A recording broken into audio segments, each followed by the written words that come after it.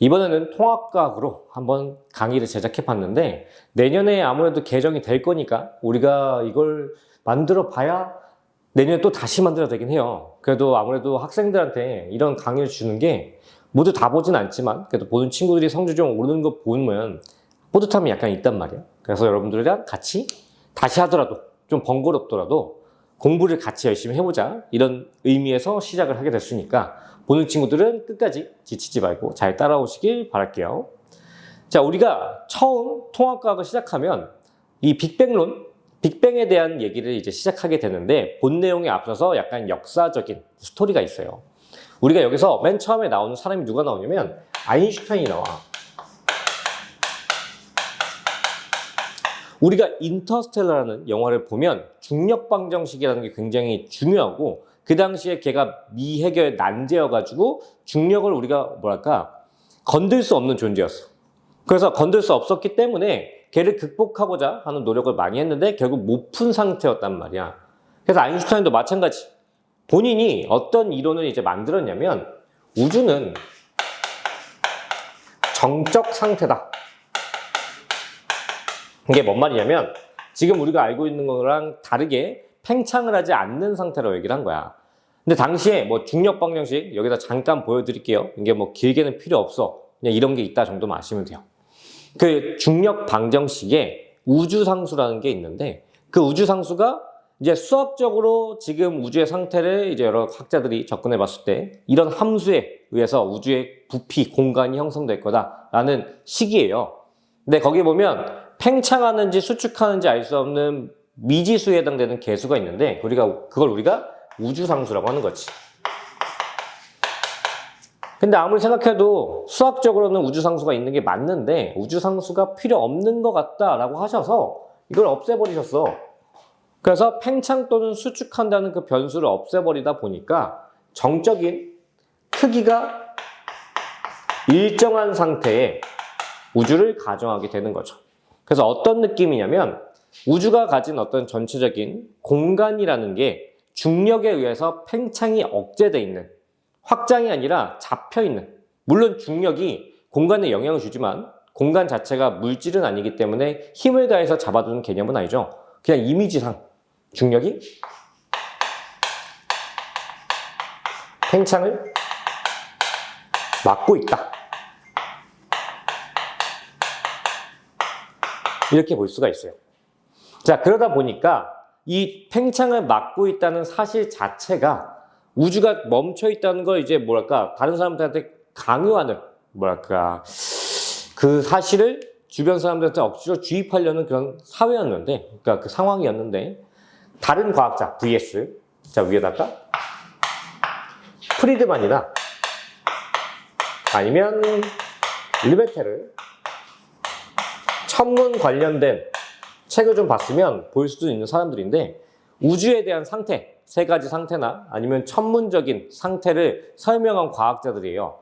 그래서 이 과학자들은 우주의 형태가 고정되어 있지 않을 거다, 여러 가지 형태가 있다 라고 여러 가지 얘기를 하지만, 프리드만이 가장 유명하긴 하죠. 그래서 여기 프리드만의 그림도 어디다가 잠깐 보여드릴게요.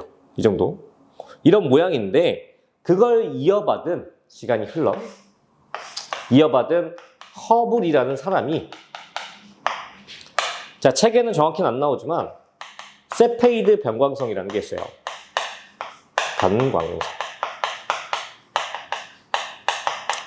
자, 별의 주기 변광성, 말 그대로 밝기 변화가 발생할 수 있는데, 얘 밝기 변화 주기를 통해서 그 별이 지금 지구로부터 멀어지고 있다. 그럼 멀어진 이유가 뭐냐? 우주가 팽창하기 때문에 그 팽창하는 공간에 존재하는 별은 팽창하는 해일과 같이 휩쓸려서 지구로부터 멀어지고 있는 중이다. 그래서 이런 현상이 관측된다라고 하는 허블 법칙이 탄생하죠. 이 허블 법칙이 재밌는 건 상대적이에요. V는 HR이라는 이제 허블 공식을 갖고 있긴 한데, 이 R이라고 하는 게 관측자와 관찰 대상 사이 거리. 근데 이게 다르잖아. 무슨 얘기냐면, 지구에서 예를 들어 어떤 특정별 A가 있어. 그리고 옆에 B가 있어. 이렇게 A 있고 B가 있다고 가정을 할게요. 그러면 지구에서 봤을 때 A까지 B까지 거리랑 A에서 B까지 거리는 다르잖아. 근데 그 거리가 얘를 후퇴 속도라고 하는데 관찰자로부터 멀어지는 속도의 크기를 결정한다는 거야. 즉 특정 별이 우주에 의해서 팽창해서 휩쓸려서 멀어지는 속도가 정해져 있는 게 아니라 관찰자의 입장에 따라서 달리 보인다는 얘기죠. 좀 어려울 수 있는데 결과적으로 이 허블 법칙이 이제 발표가 되면서 아인슈타인이 만든 정적인 우주론이 깨지고요. 팽창한다. 우주는 늘어나고 있다라는 사실이 완벽하게 이제 학계에 인정이 돼요. 그래서 아인슈타인의 이제 뭐 위인전 그런 업적에 관련된 책들을 보면 평생에 이 본인이 가장 후회하는 사건이 있다면 이 사건을 얘기를 하죠. 이제 뭔가 스스로 되게 치욕스러웠나 봐. 본인이 연구한 모든 분야에서 권위자로서 내가 말한 게 전부 다 사실인데 진짜 틀렸다고 증명된 게 본인이 살아있던 시대에 뭔가 발견이 됐으니까 그걸 되게 수치스럽게 생각했다고 해요. 어쨌든 이런 거에 의해서 우리는 팽창한다는 사실 자체는 팩트로 놓고 봐야 돼. 근데 이 팽창하는 상태에서 또 의견이 두 개로 날리는 거야. 그래서 우리가 보는 게 정적 우주론, 정상 우주론이지, 정상 우주론과 아니면 우리가 이제 배우는 빅뱅 우주론 두 가지가 갈리게 되는 거죠. 자, 둘의 차이점을 표를 이용해서 구분하는 게 여러분들한테 필요한 공부 방향이에요. 일단 첫 번째, 정상 우주론과 빅뱅 우주론이 우주라는 공간의 부피적인 부분은 얘기했잖아. 이 이론들이 지금 허블 법칙 이후에 지금 현재 우주를 설명하기 위해서 정립된 이론들이기 때문에 팽창이라는 건 태클을 걸 수가 없어요. 둘 다 팽창. 근데 이제 차이는 뭐냐면 질량적인 측면에서 정상 우주론 같은 경우에는 예를 들어 이런 공간에 점 4개가 있다고 치면 이 공간이 팽창했을 때 점 4개에 대한 상태가, 그러니까 점 간격이라고 할까요? 이 간격이 유지되는 상태로 계속해서 팽창한다는 얘기야. 즉 늘어난 만큼 이 상태를 유지하도록 우주가 복제된다. 이런 느낌인 거지. 자, 그러다 보니 밀도의 개념에서 보면 정상 우주론에서 말하는 우주의 밀도는 일정해야 되는 거야. 계속 똑같은 상태가 유지가 되니까. 반면 우리가 이제 배워야 되는 이 빅뱅론 같은 경우에는 똑같이 4개의 점을 가진 공간이, 자, 구분을 위해서 잠깐 끊을게. 여기에 팽창한다고 했을 때 그냥 물질적인 측면은 전혀 영향을 받지 않고 공간적인 측면만 확장된다라고 얘기를 하는 거예요. 그러다 보니까 밀도의 개념으로 보면 감소하겠죠. 해서 질량은 언급하자면 증가, 질량을 언급하자면 일정, 이런 상황이 됩니다.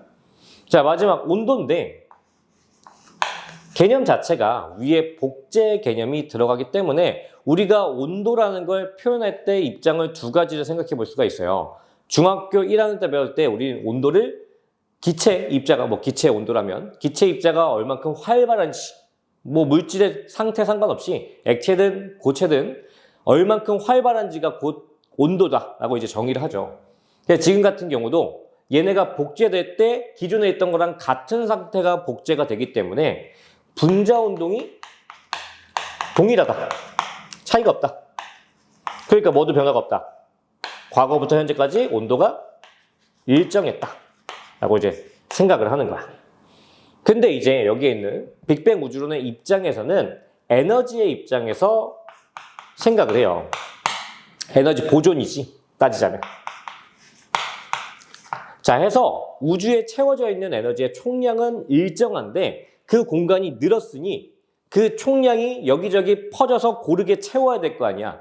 그래서 그 고르게 채우는 개념으로 봤을 때 한 점에 있는 에너지는 감소하겠죠. 여기저기 나눠줄 거니까. 그래서 공간상 특정 단위 부피에 뭉쳐있는 에너지는 확장되면서 감소할 거기 때문에 온도가 감소한다 라고 생각을 했어요. 자, 그러다 보니까 이 두 가지가 이제 아무래도 팽창이라는 공통점 외에는 전혀 같은 게 없잖아요. 근데 여기에서 이 빅뱅 우주론의 두 가지 증거를 우리가 뒤에 목차에서 이제 배우게 될 건데 그 두 가지 증거에 의해서 우리는 이 빅뱅론이 맞다라고 이제 확신하고 앞으로 이제 교과서상 그게 맞다라고 여기서 계속 언급이 될 거야. 빅뱅론 같은 경우에는 지구과학 1에서도 뒷 파트에 나오고 이제 G2에서도 뒤에 전체 파트에 나오는 계속 반복이 되긴 할 거예요. 그러다 보니까 여러분들이 이게 왜 맞게 됐는지 그거에 대한 역사적 흐름을 이 통합과학을 맨 처음에서 한번 짚고 시작을 하는 거지. 자, 마지막으로 여기 정상우주론과 빅뱅 우주론의 대표 과학자도 외워야 되는데 호일이라는 사람이 대표 과학자, 정상우주론에서. 빅뱅 우주론에서는 가모. 이게 가모라는 책도 있고 가모프. 어쨌든 철자를 다 읽냐 아니면 뭐 실제로 부르는 이제 이름만 부르냐 그 차이가 있는 것 같은데 두 사람은 적어도 암기를 하고 계셔야 돼요. 자, 여기까지가 역사적 내용인데 여기에 살짝 조금만 다음 시간에 이제 할 내용에 살짝 첨가를 하자면 책의 목차에 정말 조금 나와 있는 건데 입자라고 하는 세상을 구성하는 그 알갱이들, 걔네들의 이제 발달 과정이죠. 그 과정이 어떻게 되냐? 처음에 우리는 이제 중학교 때부터 원자부터 배우잖아? 원자가 분자가 되고 분자가 물질의 개념인 거지. 분자가 모여서 물질인 거죠. 근데 물론 이 세상에 자연적으로 존재하진 않아요. 하지만 구성하는 입자의 개념, 알갱이의 존재 자체적인 부분에서 보면 원자보다 작은 원자를 구성하는 핵이 있었잖아.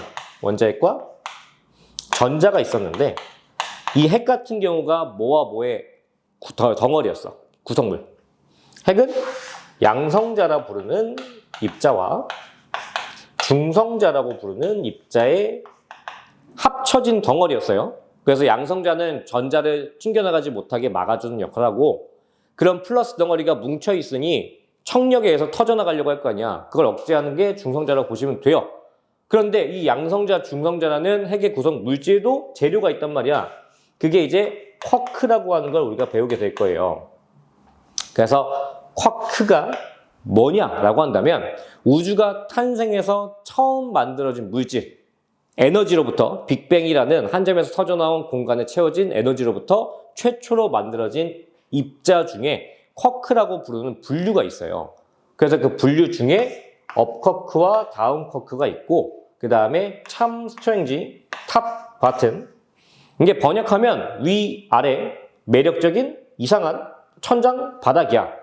이게 만들어질 때라기보다는 발견될 때 두 개씩 세트로 발견되다 보니 저렇게 두 개로 대조적인 이제 영어 단어로 세트로 묶여 있는데 이 중에 업과 다운이 합쳐져서 양성자나 중성자가 생성이 됐고요. 예를 들면 양성자 같은 경우에는 업 2개, 다운 1개가 뭉쳐서 만들어지고요.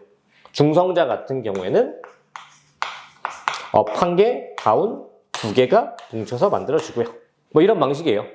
그래서 배워서 알고 있는 사람도 있겠지만 양성자, 중성자는 정말 조금의 질량 차는 있지만 거의 질량이 유사하다고 얘기를 하죠. 차이가 있다면 얘는 플러스, 얘는 전기가 중성. 이 차이만 있다고 일단은 우리가 아직 생각을 해야 될 것 같아요. 그래서 이런 전반적인 부분이 도입으로써 우리가 이 뒤에 빅뱅론을 진행을 하게 될 것 같아요. 그래서 오늘은 일단 처음 도입은 역사 그냥 뭐랄까 흥미상 역사 강의 정도라고 생각하시고 두 번째부터는 빅뱅론을 본격적으로 시작을 해보겠습니다. 수고하셨어요.